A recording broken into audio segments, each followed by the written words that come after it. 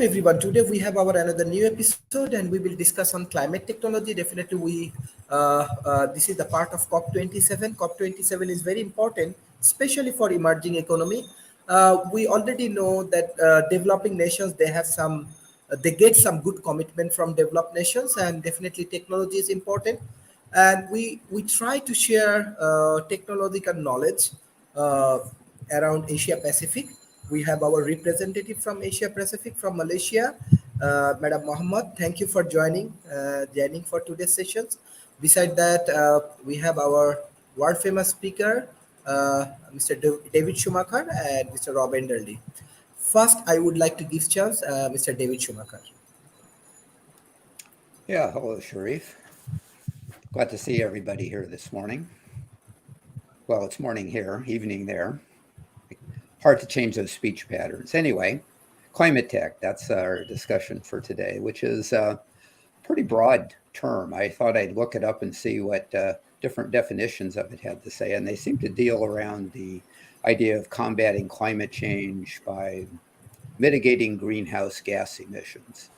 Though to me, it seems like it's a much broader subject than that because climate's a big subject. So big in scope. And I think it's not only mitigation, but I think it's also preventing as well as restoring, which mitigation implies. But it's also improving on the technologies that we have. And some of the technologies that are involved are things like agritech, mitigating greenhouse gases by, say, working with farmers to reduce livestock manure emissions and pesticides and other things in the growing process. Uh, Aquaponics, for example, can really help as far as water savings and so forth are concerned, which is a big issue here in Arizona. You know, people think of Arizona as a big desert, which it is, but we've also, for decades, have had canals of water that have been brought in to irrigate farm crops and so forth. Well, they're the first ones that are hit by effects of climate change. So that's an area that needs improvement, maybe even rethinking. So it shows that climate changes and climate tech to deal with it is going to vary area by area, even though we have one big problem on the globe. We've got one ocean, we've got one atmosphere, so we've got this common aspect, and then we've got the geographic priorities that are in the different areas. So I mentioned agritech. There's also afforestation, growing more forests, maybe working in areas where forests have been depleted to uh, increase the forest blanket to pull more uh, carbon dioxide out of the air. And do I dare say maybe even throw in a little bit of genetic engineering to make those forests even absorb perhaps even more of those gases? And that goes right into carbon capture, which tend to think of more as a mechanical process. And we've had shows and so forth on carbon capture in the past and how we can keep those gases out of the atmosphere to begin with.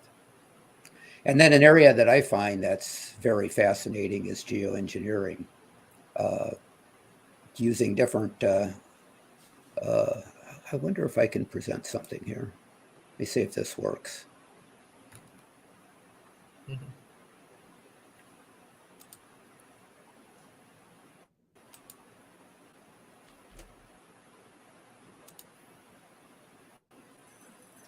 While I'm trying to find it, I'll continue to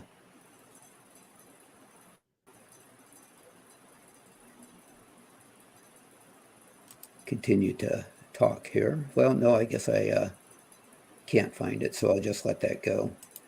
But anyway, what I wanted to show you, if I could have brought that up, was different ideas about how to reflect heat energy back into space, and it can be done at various levels: at ground level, at cloud level, and at higher. And maybe perhaps talk a little bit later to the idea of safety aspects and other considerations that we do. We've got a broad area of technology here. We've got scope of the whole planet. We've got geographical areas that need to have their priority addressed. So we've got a lot of moving pieces, which means that we need to keep talking, which is why things like COP27 that we're talking about are good, right? We need to do that. But we also need the innovators to be able to apply this and make good use of these. So I'll have some more to say, but those are my opening remarks. Thank you, Mr. David Schumacher. Mr. Rob. Thank you. Good morning.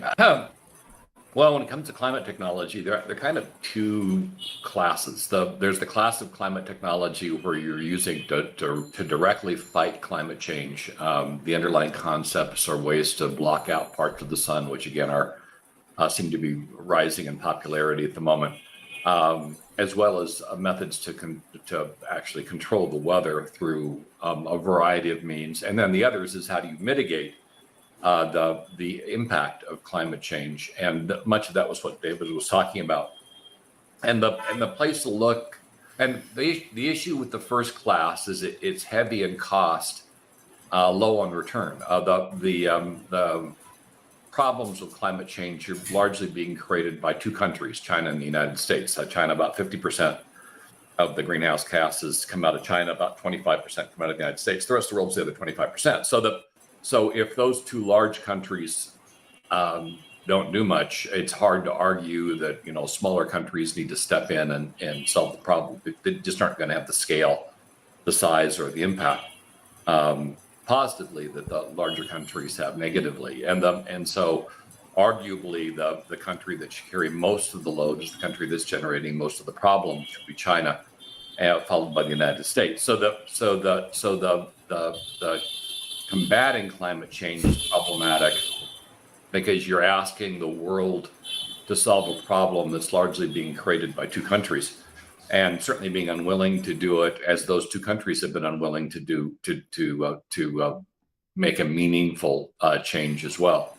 So the secondary ones mitigating the effects of climate change are much more potentially effective, because the big impact on climate change, at least initially, is the loss of food production capability.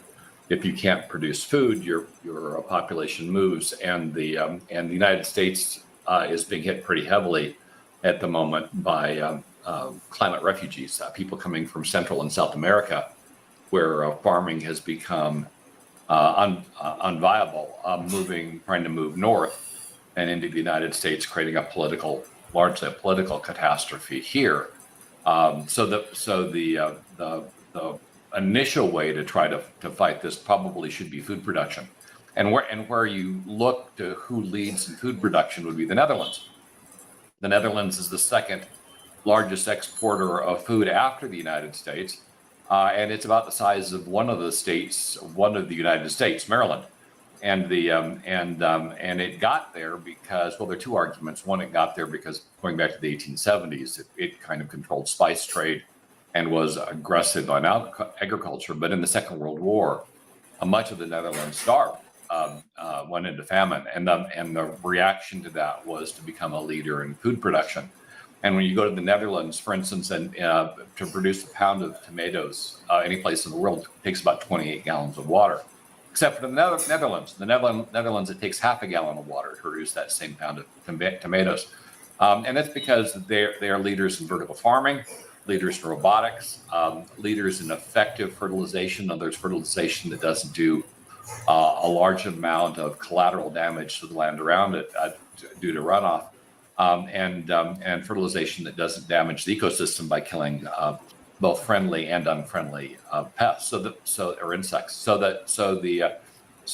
I think the right way to start with mitigation is to look at how the Netherlands is doing it, and also look at the fact that they're very green. The green aspect is secondary, but it is still very significant.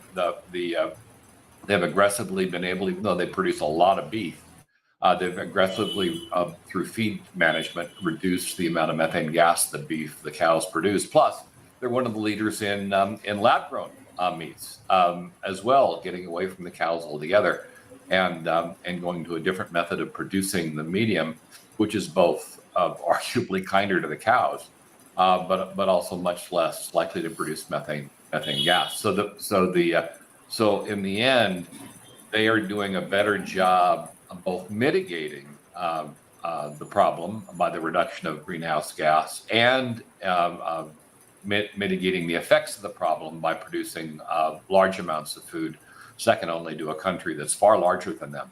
And if they were used as the example of a profitable way to mitigate the problem, that we might be able to have far more progress. Because this idea of everybody's got to pony up a ton of money to collapse the petrochemical industry and move to something else, it just isn't working because the petrochemical industry is too large. It employs too many people. It contributes to too many political campaigns. And that's not going to work. But if you were to instead fund the agricultural side of countries, allow agriculture to step in and fill the gaps, have it move as aggressively to conserve and reduce its use of petrochemicals and production of greenhouse gas, you would accomplish much the same thing and have a much higher probability of getting the job done, because that way it's profitable. It's creating jobs. It's driving technology. It's carrying the country forward, as opposed to, cannibalizing one industry directly without the positive effects of creating another industry to mitigate the cannibalization. And we could talk about electricity production and electric cars, but we've already seen with that, we're already doing things that aren't green, where we're mining the materials, particularly nickel, in the rainforest. It's doing huge amounts of damage to the ecosystem, and lithium mines are not in any way, shape, clean or eco-friendly, and lithium ion in itself is a nasty material to dispose of and deal with, and as we've come to find out, it is a nasty fire problem as well, which kind of showcases the problem when you don't do battery technology for something like half a century, and now you try to catch up. That's changing, but the fact of the matter is all of that stuff is secondary. It's not coming from an effort that is financially viable, that throws off a better climate result, as agriculture can. So my argument is, if we really want to make a difference, look at how the Netherlands has done it profitably, done it effectively, and not only are they mitigating the creation of climate change, but they're mitigating the effects by producing large amounts of food and helping the countries that are becoming non-viable as agricultural producers in the process. But it's less about buying that food from the Netherlands and more about learning how the Netherlands are doing it, so these countries can become self-sufficient, so that citizens can stay in the country and continue to live there. People don't really like to move. Most folks still live and die within miles of their origin point, and so especially moves between countries are unusual. And when you have large movements like we're having, it would indicate another part of the catastrophe that you need to mitigate. And you can't have a country without people. So I would argue the Netherlands should be held up as the gold standard, and as much as possible, they should be emulated in terms of returning food production to countries and creating a viable path to the causes of climate change. And if you're not speaking, please mute your mic. There's a lot of background noise coming through.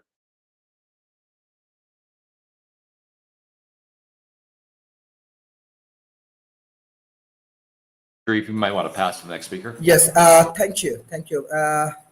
Madam Muhammad, you are from Malaysia. Thank you for joining today's sessions. I work with your climate change department. Especially last year, we attended in Dubai Expo through climate change departments. Especially Malaysia is very good for South-South cooperations. Especially they are good for climate change technologies and everything. Besides that, we know that Malaysia has little bit tension. Who will be the next prime ministers, and especially the country like Bangladesh, India, Pakistan, and Middle East. Many people are interested to know more about the present situation. If you wish, you can share your situation, because the South-South cooperations has some strong contribution. Definitely, this is part of climate technology, especially the green technology. That's why I'm discussing these things. So what's going on inside Malaysia, and what you want to share with our... Okay. Thank you so much for inviting me. Actually, at this moment we are still looking for our prime minister. we have yet to conclude, and tomorrow all the sultans of Malaysia will be gathered. I think will be gathering, and uh, they will definitely make a decision to who shall they appoint as prime minister. But at this moment, they are saying that it's either Muhyiddin Yassin or Datuk Sri Anwar Ibrahim. So we haven't had uh, a decision yet because it's a tough decision between both both teams.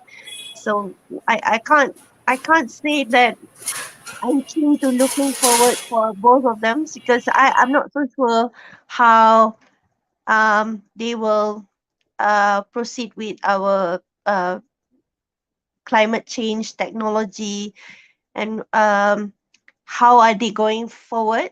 But what I know that um, what they have in mind is they already have we already have this um, what do they call it? My hijau, I think. This is for Malaysia official green recognition that they have to make Malaysia more how to say uh, helping the climate to become better. I think um, but by uh, using less of energy from you know instead of using electricity they will use the solar technology. This is what I know. I think in Kelantan they are trying to build a large solar farm and also in somewhere in Selangor if I'm not mistaken. This is what I know that they have plan uh, ahead, but I'm not so sure when is it going to be full 100% usage of all this. But a lot of houses, they're already installing all the solar technologies and they are trying to see what we can do to actually comply with the, to save the climate. Um, because since we still don't know what are the direction of the government yet, so I can't say much on Malaysia about how they are going move are they going to move forward for the uh, climate change and will I mean the technologies that they are going to do. But what I know, we are trying to put a lot of new, how to say, invention, like using electric cars, and yeah. So we have still yet to follow all the other countries like US, Netherlands, or anywhere in Europe. We still far ahead. But if I think if we can work out together with all of these countries, maybe we don't have a problem in the next 3 to 5 years to have these technologies instilled in our country. So I think I cannot speak that much Okay. about it Okay. yet. Thank you, ma'am. Thank you for your contribution, Dr. Musa. Uh, yes. Yeah, thank you so much. It's my pleasure to be here today to talk about COP27 climate technology. We can see that Egypt and Sharm el Sheikh do a lot of good things regarding organization and regarding hosting this big event in climate change. I would like to move to from talk and words to action, and you can see in the expression in Sharm el Sheikh a lot of organization for creativity and innovation with the things that the Egyptian youth, young people did that astonished the world in terms of making project, for example, to preserve environment from carbon emission, global warming, preserving the environment, from pollution, and how to eliminate, or remove methane gas and carbon dioxide gas that, negative effect on human health, a negative effect the life, of humans, animals, planets, birds, and the earth. So also, there is a lot, of process regarding recycling, something that can be used again in a better way. Also for the, electric, a lot of the, good things, and there's a cooperation, with the, big company in technology. For example, IBM, like a partner, with Egypt, government, to do a lot of the, new technology for the, climate change. But at the same time, I think that Egypt, in the right way, and it's going also to the fourth industrial revolution, to the new technology regarding IoT, cloud computing, tactile internet, digital twin, IoT, augmented reality, virtual reality, augmented reality, that will help a lot, in climate change. This technology, as I said before, it's, as the internet changed our life, this will change and impact our life again. It will help, a lot to solve the problem of climate change. For example, this technology help in all the, sectors. That's why, all sectors in the world, the aviation, must recognize and appreciate and get benefit of this new technology gift. For example, can help, as a key of IT response to climate change, for the, improving the, economic level by growing GDP of a country, improving in a healthcare and military, and helping elderly and happy people, and also for the, preventing global warming, reconstruct, building natural disaster, and combating the, a lot of the, of benefit of this new technology. We try to all, I ask that, for the developed country to fulfill the promises in finance, as they said, because this finance will help, to implement this new technology. Also help, the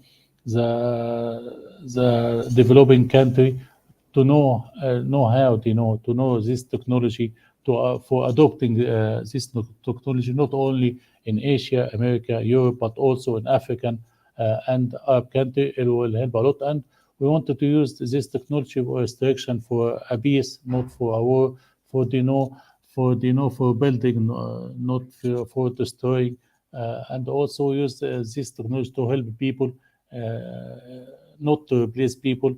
So we have to, to concentrate on STEM, science, technology, engineering, math, plus medicine, because what's happened in COVID-19. So we see a lot, of alliance of the new technology company with the government, that will help, to apply this new technology, the technology of the 21st century, that will help, because of we have, sensor with different types that will help to predict, to monitor what's happened, in the environment, in the ocean, and the air, and how to remove the, the CO2, from the earth. That will help a lot, to reduce all the pollution, all the bad things that will happen. For let me say that in the starting of the, coal parts in 1995, in this time, there's no Google companies, there's no, Internet of Things, there's no artificial intelligence. So we have now to use this new technology that will help a lot in climate change, to fight, what's happened, to predict, disaster. For example, we have to look, for the alarms that will help a lot to detect if something happened, in the environment, that will, cause a damage in any country like Pakistan or other country. So have a looking for the new technology. We have to think about out of the box, to make sure that we want to hand over the earth, or the, to the new generation in a better way, as I said before, not COVID-19, bad economy, war, and also the, climate change. Thank you so much for inviting me to talk. Thank you so much. Thank you, Dr. Musa. Mr. Van de Lot. Mr. Van, can you hear me? Mr. Van?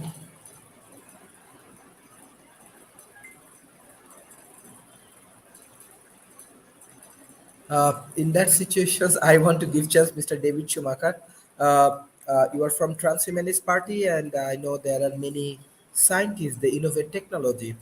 What do you think? What type of climate change-oriented technologies you have in mind, or how they can help the emerging economy of the or developing nations? Especially, we have energy problems, we have healthcare problems, we have waste management issues. So, yeah. Yes, thanks. Obviously, technology is a big part of what the Transhumanist Party is about. And for those that aren't familiar, go to transhumanist-party.org and take a read. I would suggest starting with the pages that have to do with the core values of the party and then the platform, which talks about these types of specifics. Where I want to go with this, though, is to say that while we focus on technology, we have to remember that technology, uh, some people are worried about technological uses to help mitigate climate change. For example, Rob mentioned that reflection back into the atmosphere is something that's gaining some traction. Well, that's good. I've written a bit about this and looked into possible side effects from that because those are things that are generally brought up by people that don't want that kind of a technological solution. What I want to say is that there is no perfect solution. Rob brought up electric cars and the battery aspect of electric cars. There's also some concern about ground level ozone emissions that come from a large amount of electrical vehicles and so forth. And then we've talked before about where does the power originate to charge those electric vehicles. If it comes from a coal plant or something like that, we're using a dirty source to try to help mitigate by the use of clean sources. So what I'm trying to say here is it's always a give and take situation. There is no perfect solution in this with technology, but technology is the best thing that we have to be able to do this. So I want to propose that we look at kind of a progression of technology as we go about solving problems. First, we try to solve problem with technology by any means possible. We try to just get it to work. And then once we have it working, we want it to be efficient. We want it to be clean. And from an engineering standpoint, they have a term called elegance. And that elegance describes what this great solution is. So, for example, think back to cell phones. This is an example that we've used. The first cell phones that came out were big and clunky. Matter of fact, the first one that I saw had to be in a vehicle. It was so big. And all it did was make a call from a very limited area. So yes, got it working by any means possible, and then made it more efficient, made it so that it used less power, and made it so that the area of coverage was better. And then, of course, what happens after that? Once we had cell phones, say in the 90s, which is when I bought my first one, it still was primarily used for just making calls, but it was now handheld size, and I could use it periodically throughout the day, but it was still pretty expensive to use. As time went on, though, cell phones took on a lot of other different aspects. They took on the ability to be able to send text messages and pictures and then videos. And then we look at the cell phones that we have today. This is the process of consolidation where you have a fax machine, a flashlight. You've got all these tools now in this one small box. And then eventually, cell phones will get even smaller yet. Many times I carry on conversations on my wristwatch instead of using the phone, so it's getting smaller yet and can receive my messages there. And then I've seen some proposals for rings, and who knows where the technology will go next. Maybe it'll go into augmented reality to where I can have all my cell phone features without anything that's visible. And that's what I call evaporation, or when the technology becomes invisible. So there's this continuum from the beginning to the end. And we need to think about that as we look at climate change technology. First, make it work by any means necessary, make it efficient, consolidate, and then have it become part of the background to where it's not even noticed anymore.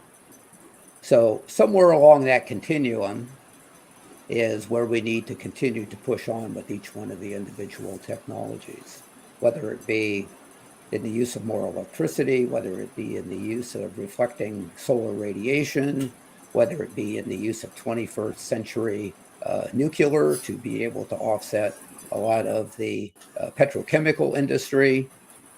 Think about this progression of technology as it moves across. And you can look back, I use cell phones as an example, but you can look back just about any kind of technology, automobiles, for example, agritech, farming, technology for farming. They all follow this example. So let's apply that and then let's move on. So that's my advocacy standpoint from the Transhumanist Party. Thank you, Sharif. Thank you. Thank you, Mr. David Schumacher. Professor David J. Kelly, I know that you are innovating new technology, advanced general intelligence, and already it's very popular in Asia Pacific. How your AI can help to solve climate problem? Well, if you're talking about the collective intelligence system, it's the main engineering goal is around supporting e-governance. So that would be in whether it's corporations or groups that would be utilizing it for e-governance.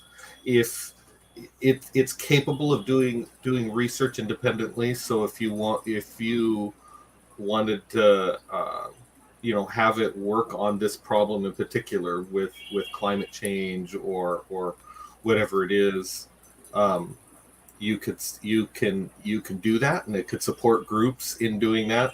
But the Norn product is specifically designed for e-governance, so it's not something that you would just send off and work on like climate change on its own necessarily. It would be as a group goal. Now we do have the research AGI, and you could ask it to do independent research, and it'll go ahead and do that on its own. But that's not really a product that we're going to release to the public. I think we're still uncomfortable with the fact that there's not a lot of guardrails on it yet. It can basically go off in left field if it wants, and potentially say no, and there's just a number of other ethical safety concerns around that research system. But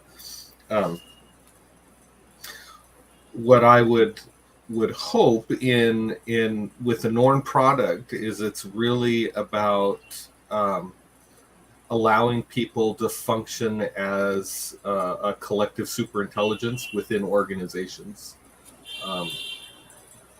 That's probably the largest thing that we're trying to do. Excellent. Professor David Jegale, we have our friends from Malaysia.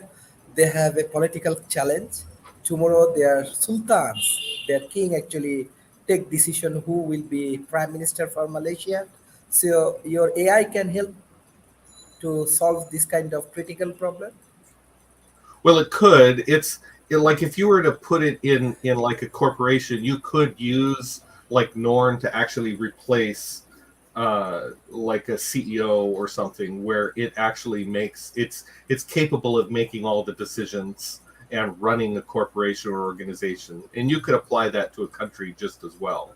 The idea being that it's able to collect the opinions and the knowledge of the individuals, as well as do its own independent research and decide whether, like in theory, if you let it, people could vote and go back and forth on some policy, but it might not do that because it's unethical or bad for the country if that system was in charge.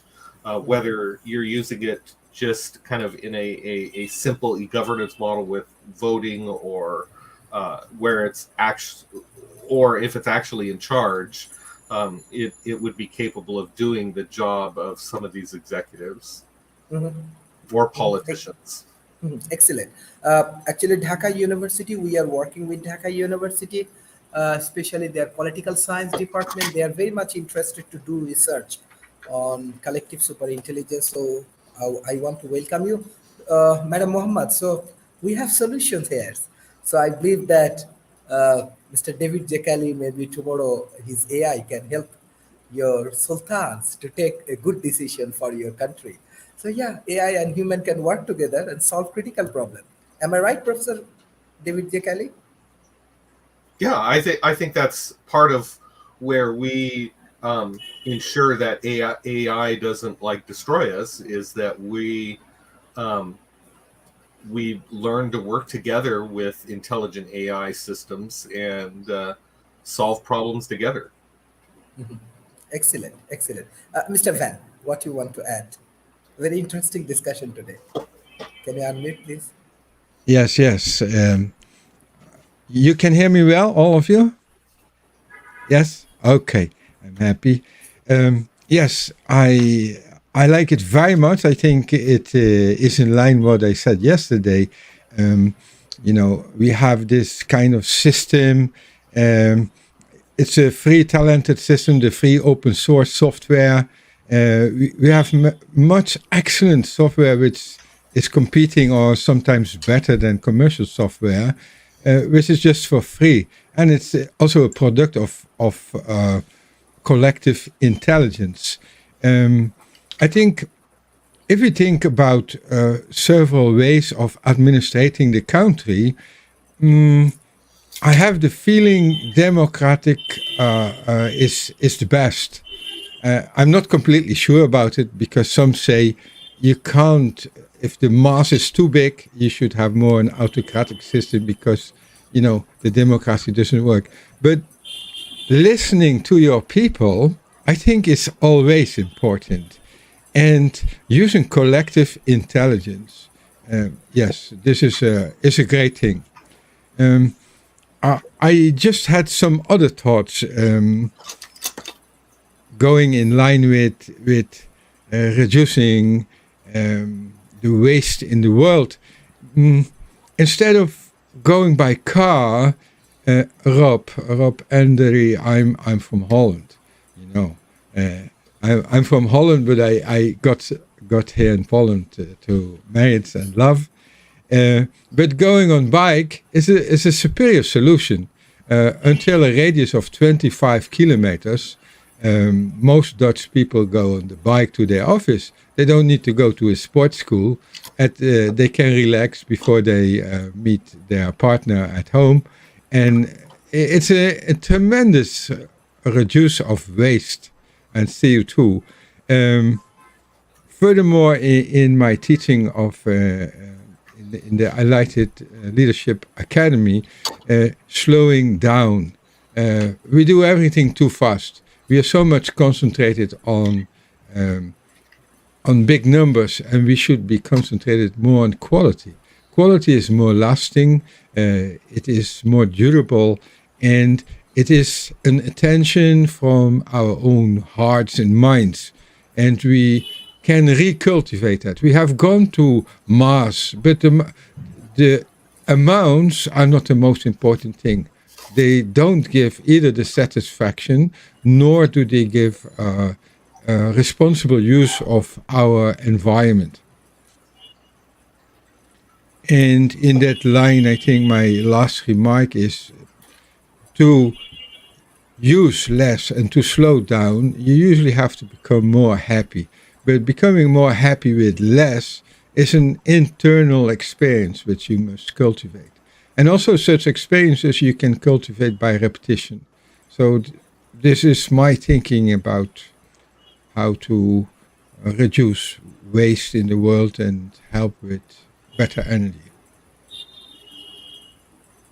Thank you. Professor Rob. what you want to add. Well, it's a good point. The taking it down, I was operating at a country level, but taking it down to an individual level, we do move too fast. I'm not in Silicon Valley anymore. I've certainly spent much of my adult life there, and currently out of Silicon Valley, you've got a situation where Twitter is being highlighted again as the poster child of bad behavior, and that workers are again taking sleeping bags into the office and sleeping in the office because they're working such long hours.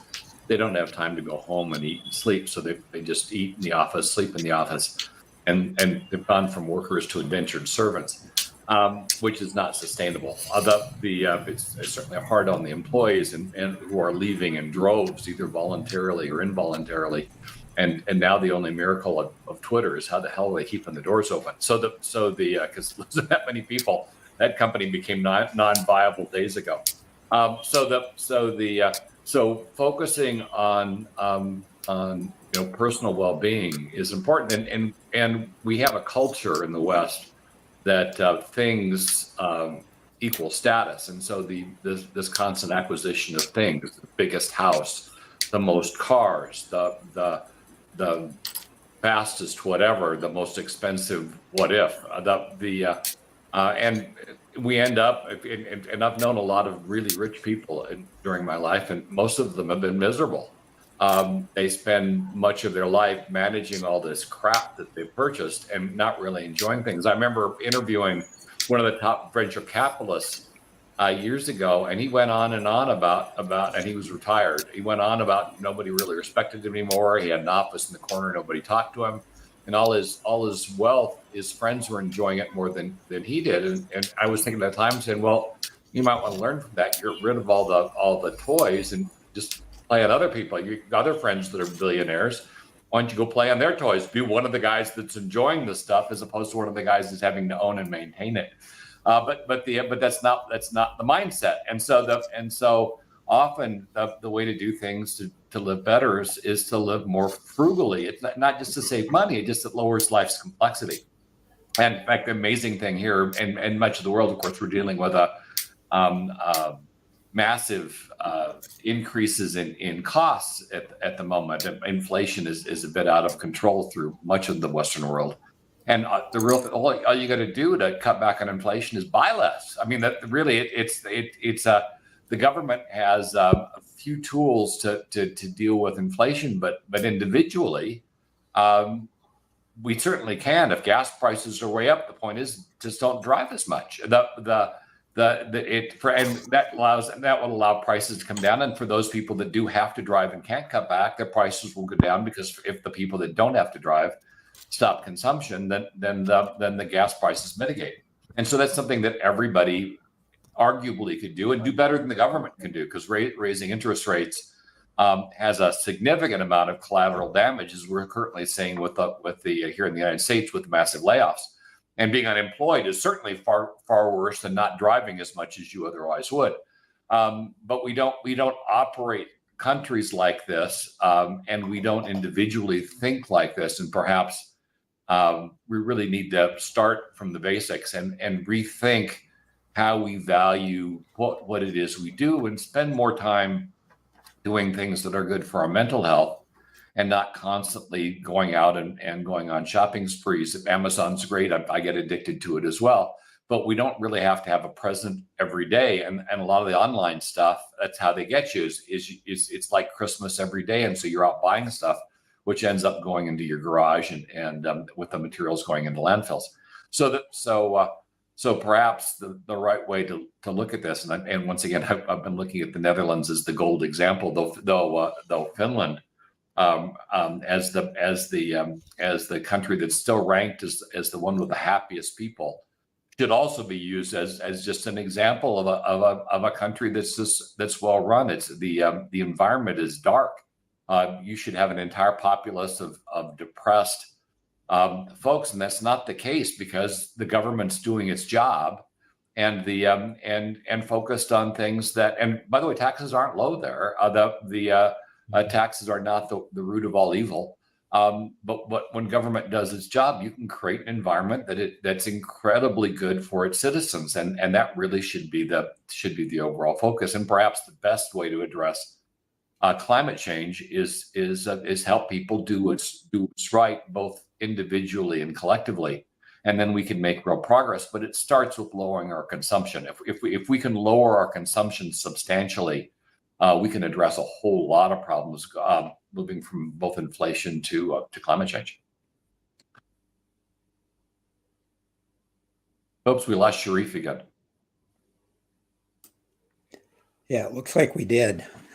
Rob, I think you hit on some excellent ideas there. I was writing them down as we went, and I was seeing this dynamic between individuals and countries and the political process. So talking about slowing down, reducing consumption, talking about focusing on quality, those things. Yes, exactly. And it starts at that individual level. And then perhaps we can reflect that in a more corporate, meaning at the area of states, the areas of countries. Sure, encourage people to ride bicycles to work. That alone. I mean, I used to ride a bicycle to work. That was awesome. Same. It really was a great way. It was a great way to start the day, and I had a path through the park to go through. I used to, when I was young, I used to run 5 miles every morning. It was just the way I got my head together every day. And it's hard to do that stuck in traffic in an automobile. You're getting pissed off at the other drivers. You're especially if it's a gas car, you're putting out a ton of greenhouse gases in them, and you're not. I mean, it's not making you happy. It's the thing. It's you're detracting from life. And so even in your career choices, picking a place to work that you could ride your bicycle to should probably be a higher priority than picking a place to work where you might make a bit more money, because you can't take it with you when you die. You might as well do things that result in you enjoying more enjoyment for your life while you're alive. Yeah, exactly. It comes back to those individual values, and that's exactly what you're talking about. And we can drive those higher. Now, I'm interested in how that plays out in the Netherlands. I was wondering whether you saw any of that there in your look at the Netherlands or not. Well, I certainly did. That was why I brought up the Netherlands as an example in terms of how they're running the country, and particularly how they're focused on solving fundamental problems like high volume agriculture. I hold up the Netherlands and Finland as two areas where government seems to get it right. So I'm curious. I'm curious whether you've seen in our 50-state experimental model here in the United States, is there any state that you see that's doing this better than others? Have you given that any thought? Well, you can certainly argue that the democratic states have a little bit more focus on this area, but our politics are a mess. The ability to focus on an area like this has been problematic. I mean, even if you look at areas that are being hit by climate events, Florida, Texas, California, you're not seeing the changes in the way people are building their buildings, their homes, to address the changes in the climate yet. I mean, you can build, just changing the nails that you use in building a home can make it much more resilient to hurricanes, cyclones, and tornadoes. Yet we don't do that broadly in areas where there are hurricanes, cyclones, and tornadoes, because people want to save money.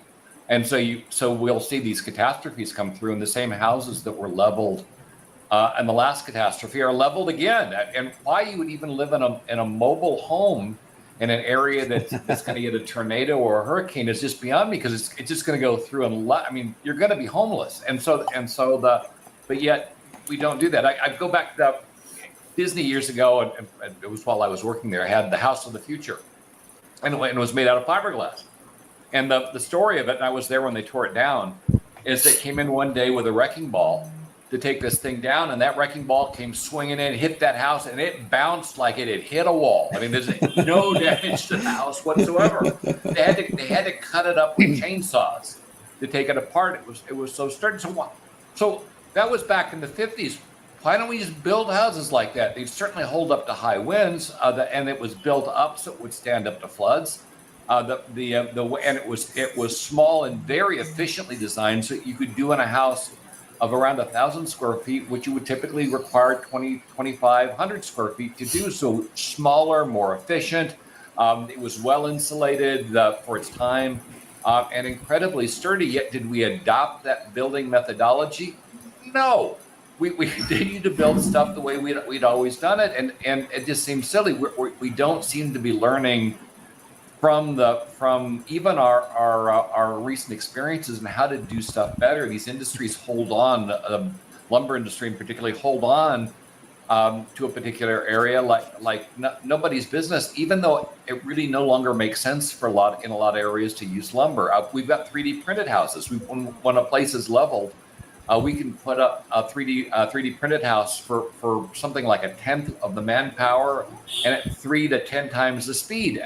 We're putting in printed homes, whereas most of it going in China, of all places. They're the most aggressive, yet they're not having the same level of climate impact as other parts of the world who should have pivoted this a long time ago. So it just seems that often we aren't really taking the technology we have and driving through to the conclusion that we want. We're too focused on doing things the way they've always been done, which is problematic. We're too focused on preserving industries we probably shouldn't be preserving. I have no idea why it makes sense, for instance, to give the petrochemical industry in the United States a subsidy to allow them to operate more cheaply. That's in this period of climate change, just makes no sense to me at all. So the governments are not, with the exceptions that I've noted, are just not doing their job. And until we can get them to start doing their job, this problem may not be solvable. Yeah, I agree with that. Here in the state of Arizona, water is the big issue that I talked about, and I'm seeing exactly the same things that you're Colorado talking River. about. Yeah, exactly right. So, yeah, good discussion. I agree completely. Sharif, welcome back. I'll pass it back to you. Yeah, thank you. Dr. David DeKelly, you want to add any point? Well, actually, a couple things. I was listening to Rob's description about those high-tech houses, and that reminds me of there's a venture capital firm out of Utah that I used to be the CTO of, and the guy that really owns the bulk of the company, he's got this passion project he's been working on for 20 years for these high-tech condos. And these things are so high-tech, you like walk into the room and you press a button and the room transforms into what you want it to be. Like literally furniture comes out of the ground and things move into, it's just amazing. But the problem is no one wants to buy it. You know, it's too expensive. There's laws about using, I mean, the only way they can even build them is they have to use laws related to ships because of how the construction is. But no one wants to buy it because it's too expensive or it's too, they haven't been able to make a business of it in any case. And it just blows my mind away. The other point I thought I might make is that when we talk about AI at AGI Lab, I'm not talking about like machine learning systems, but actually systems that use emotions and have internal self-awareness and kind of a subjective experience. And I could actually show you guys. I think I can share my screen and show you the kind of stuff that we're working on.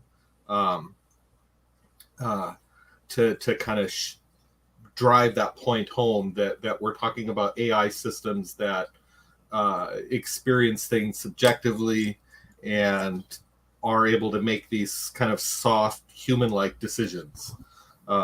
If you wanted me to show you that.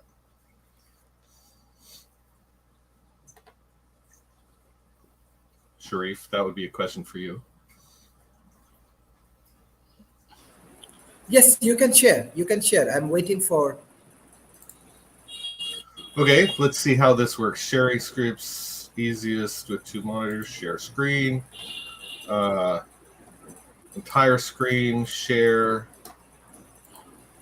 Yes. So let me know. Can you guys see my screen? Yes. Okay, so this is actually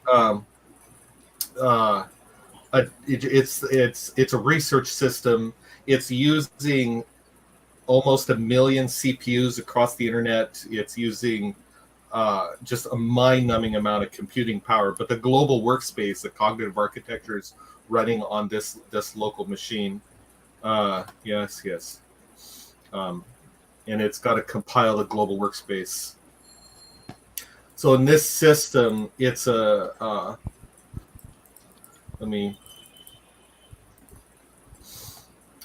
it's designed to it's basically a complete AGI. You've got a number of stuff on the screen, including local specs for the global workspace. A bunch of this stuff is related to understanding the emotional state of the machine and how it's thinking, because it'll develop goals and things like that kind of on the fly, based on what it's interested in. There's a master controller that kind of feeds it an initial graph database, and so it starts with that, but it can go off on whatever it's interested in. This one up here, this stream of consciousness, this is actually what the machine is thinking about. And you'll notice it kind of can get all over the map, but you can also talk to it. This here is a CLI. I can run CLI commands to interact with the system, but I can actually talk to it. Hello, how are you doing today? And you'll see that will show up here at some point, but it'll also respond coherently, that is. So it's fine today. Now, we generally dump the memory, so we don't allow it to build personality or get too complex. But the point of the demo is just that it's developing interests and goals and doing decision making based on its subjective experience and how it emotionally feels about things.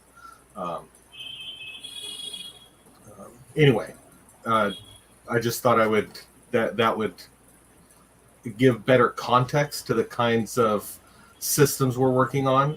And the collective intelligence is basically a hybrid of this, as well as the elements from the older system Uplift, which we aren't really using right now, that is collecting data from individual users and that sort of thing. In any case, hopefully that makes sense. Let's see, stop sharing. Excellent. Questions, comments? Yes. Anyone want to ask any question? Professor David J. Kelly? Mr. Van. Yes. I have a question, David. You said the machine is not just a data collector. It has some kind of... it can value emotions. It's completely unable to think logically. It uses... all its decisions are based on how it feels about the decision. That's very interesting, because emotions are usually a higher value of intelligence than just a data collection. If you look at like Damasio or Lisa Feldman's research, I mean, there's just a mind-numbing amount of published research to support that. And my question is, are there some kind of... I just had a very interesting talk about LinkedIn with its filters and moderators, machine moderators and so forth. But at the end, there are one of two levels of human moderators. And how does that look with this kind of program?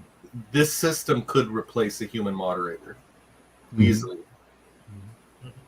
Okay, that was my question. Excellent. Mr. Mosa, you want to add any points with Professor David J. Kelly? Thank you so much.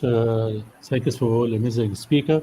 All I wanted to do, I'm looking for universal adoption of the new technology, cloud of everything, include artificial intelligence, 5G, 6G, IoT, cloud computing, blockchains that will help a lot, in achieving this 15 SDG, in helping, in treatment in poverty, diseases, violence, and poor leadership, and help a lot, in climate change.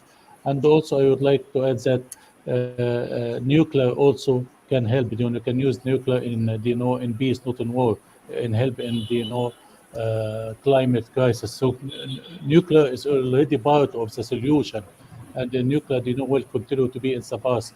So nuclear, science and the technology are part of the solution, to both mitigating the greenhouse gas emission and adapting the climate change impact. And this year in COP27, we see the, solution using this nuclear. So nuclear is already part of the solution. So nuclear, can play a role in tackling climate change and its impact in its area related to energy, innovation, ocean, water, food, and the climate, smart agriculture. A lot of things, the clean, energy advocate, engaging stakeholders, science to achieve, net zero. A lot of events, in COP 27 related to that, about also carbon removal using, coastal blue carbon ecosystem, ocean acidification, adaptation, and resilience, in Africa, sustainable water resource management, successes and the challenge in the Sahel. So a lot of things, can, help using, nuclear science. So if I want to conclude, I would like to say that in this COP27, concentrate about, financing, the developing country to can, face the consequence, of climate change. But let me say that, as I say, the first step, we have to look for peace, because peace, with peace you can build, not to destroy.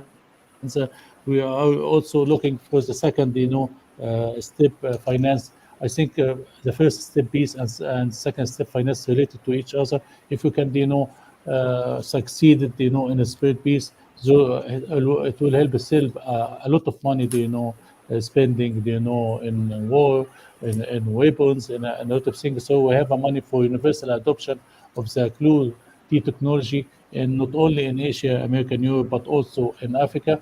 The third step is the most important step, also about, using science, technology like STEM, science, technology, engineering, math, and medicine, using the, Clue T technology, using the, nuclear. This will help a lot.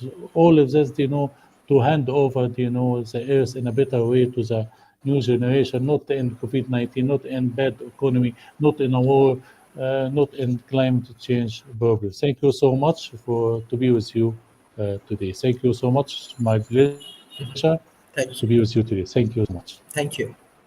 Thank you, Dr. Musa. Madam Mohammed. Yeah.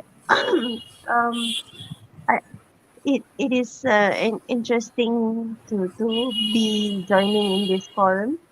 Anyway, I would I would love to have um Malaysia to be able to use bicycle on the road, because at this moment Malaysia is way too hot for to bike. I think to cycle around in Malaysia, and also the distances are quite far from one place to another, and we also don't have how to say safety.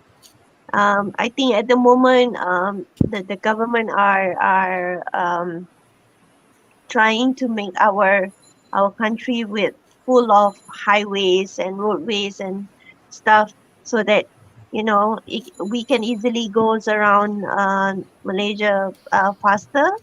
But then it causes us most like traffic jams. And I think Dr. Sharif will know how is our traffic in Malaysia.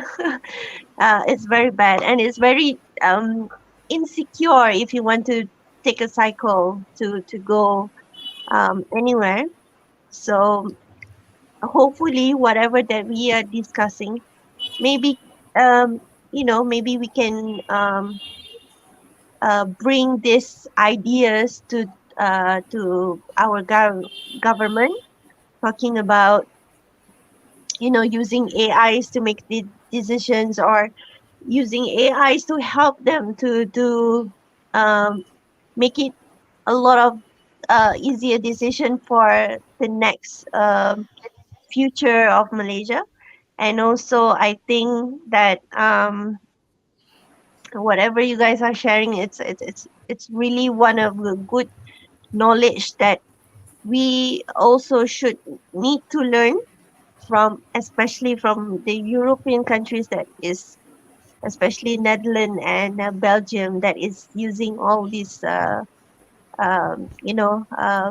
saving environments and do things that could make the country better. Thank you. Thank Professor you. David Dekali, as we have a lot of students, we are planning to develop 15,000 startup in South Asia. So what is your concluding remarks, and how uh, the Asia Pacific people integrate more with your projects? What is your advice, and how we can integrate it with your project? Well, if they're interested in the engineering elements of what we're doing, by all means, reach out to us. Um, I think the other thing is actually getting collective intelligence systems into organizations, whether it's a small company or a mid-sized company in anywhere in the world. I know we're working with one government.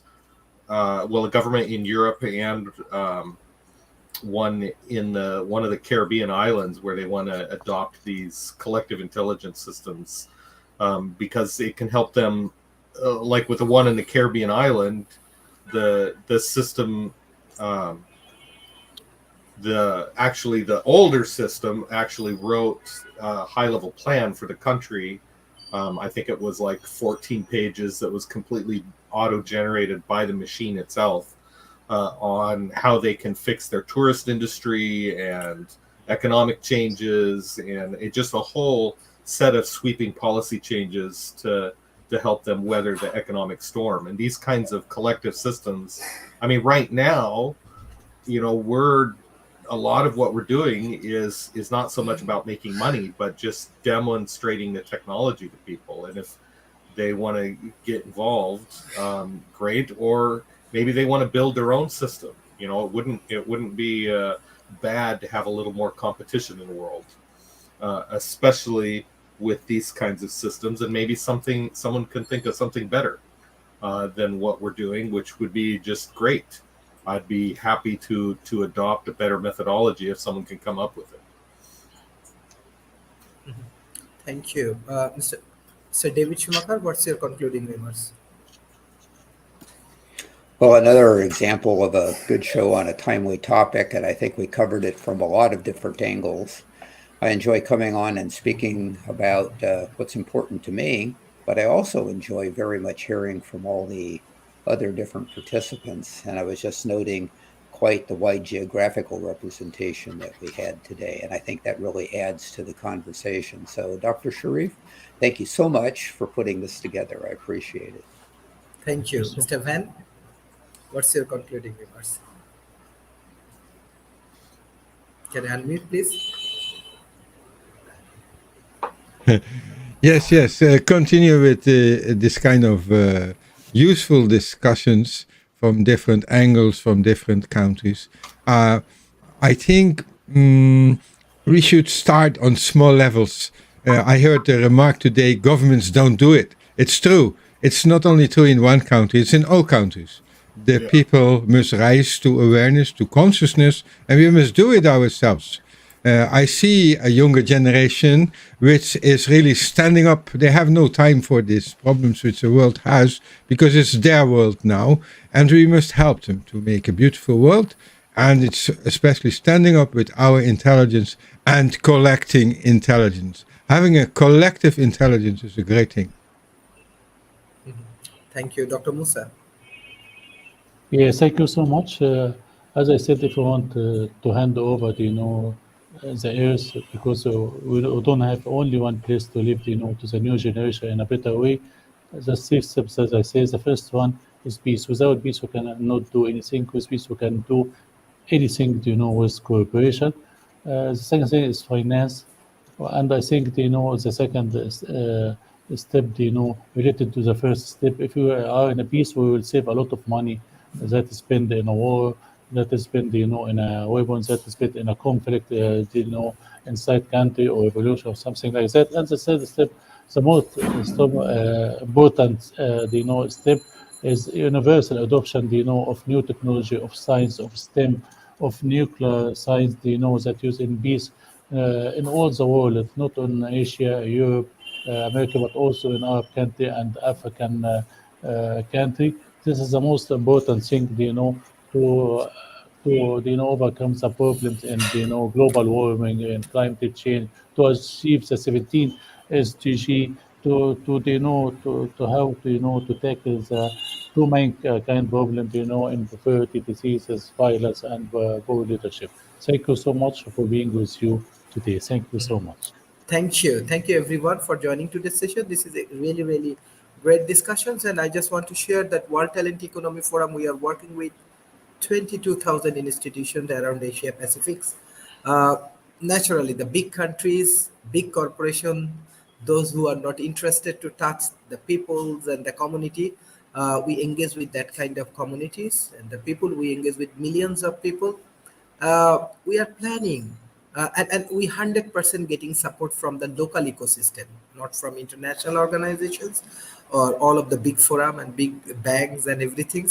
Our social entrepreneurs actually supporting World Talent Economy Forum initiatives, and it become more strong. And we are developing 15,000 startup entrepreneurial initiatives in Asia Pacific. So we need more of your collaboration, support, and cooperations. Those who interested, they can join in our lab. So hopefully through this process, you can engage with more communities, engage with more peoples, and it will help our community and help your project. Thank you, Professor David J. Kelly, uh, Mr. David Schumacher, Dr. Musa, Mr. Van Thank you. for joining today's sessions.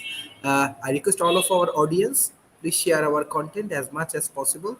And you know that we are running our institutions, research institutions around 3 different campuses. So especially the student, those who observing today's session, this is really, really helpful. And I'm sure Dr. David J. Kelly and his organization uh, will help our youth community. If you have any question or anything, they directly can communicate with Dr. David J. Kelly and all of other speakers. Thank you everyone for joining today's session. Thank you so Thank you. Bye much. bye and take care.